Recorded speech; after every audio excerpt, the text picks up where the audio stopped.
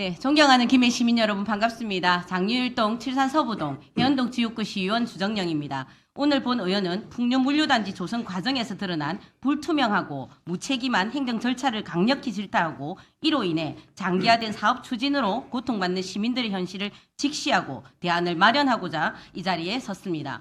풍류물류단지 조성 사업은 지난 2002년 김해시가 풍류동 1원 32만 3,490제곱미터를 유통 업무용 부지로 지정하며 논의가 시작된 사업입니다. 이후 수차례 좌절을 거치다 2021년 12월 KM파트너스가 사업 시행자로 참여하여 다시 추진되었고 2023년 5월에는 경남도 물류정책위원회가 공공기업 협약을 조건으로 조건부 가결했습니다. 그리고 2024년 9월 김해시는 사업자와 2만 3제곱미터의 공공어려운 부지를 담은 공공기업 협약을 체결하고 11월 21일 경남도는 사업 지정 및 지형 도면 고시를 완료했습니다.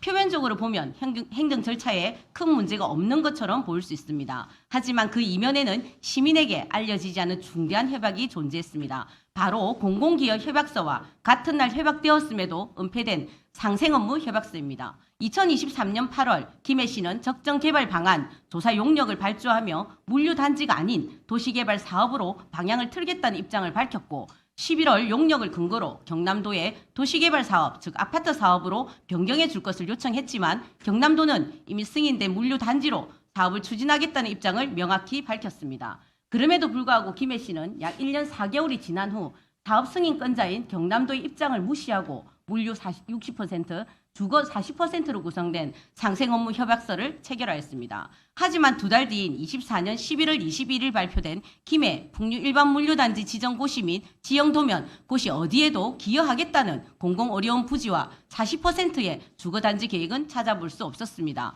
사업에 중대한 변경사항이 있었음에도 이를 은폐한 채 고시가 진행된 것입니다. 당시에도 우리 시는 경남도에서 가장 많은 미분양 아파트를 보유하고 있었고 이후에도 많은 아파트 공급으로 인해 미분양 물량이 계속 늘어날 것으로 전망되고 있는 시기라 더 이해할 수 없습니다. 왜 그랬을까요? 주거단지 조성은 당초 사업의 원안과 달라 경남도의 승인 자체가 불가할 것으로 판단했기 때문에 이를 고의적으로 은폐한 것입니다. 이는 시의 행정이 시민과 의회를 기만한 대표적인 꼼수 행정입니다. 김해시 업무 제휴와 협약에 관한 조례에 따라 협약 체결 시 의회에 보고 의무가 있음에도 보고조차 없다가 6개월이 지나서야 보고안을 상정했으며 이 또한 상생업무 협약서는 의도적으로 누락한 채 공공기업 협약서만 제출했다가 본 의원의 항의 이후에야 비로소 비공식 자료로 제출되는 등 의회의 감시 기능까지 무력화시켰습니다. 그 결과 김해시의회 공식 의안에는 상생업무 협약서에 대한 기록조차 남아있지 않습니다. 현재 김해시는 협약서를 토대로 2023년 3월부터 개발계획 변경안을 제출하고 협의하고 있으나 경남도의 완강한 반대로 사업은 계속 표류하고 있습니다.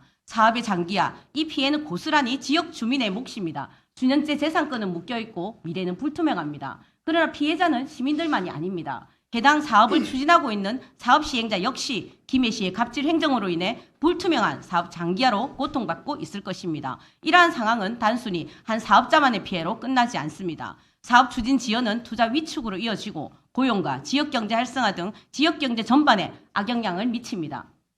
하지만 더 큰 문제는 또 있습니다. 상생업무 협약이 무효화될 경우 공공어려운 부지도 확보가 불투명해지고 지난해 여러 특혜 의혹에도 어려부지를 확보했다며 100평은 부지를 아파트로 변경해준 김해시의 명분마저 무너지게 됩니다. 어려부지의 소실은 단순한 사업 차원의 문제가 아니라 시민 건강권과 도시 인프라에 직결되는 중대한 사안입니다. 김해시는 무리하게 추진한 꼼수 행정으로 인해 신뢰성을 상실했고 명분뿐 아니라 신림마저 잃는 자충수를 두었습니다. 사업 초기부터 명확한 원칙과 투명한 절차를 준수했다면 이 사업은 이미 정상 궤도에 올랐을 것입니다.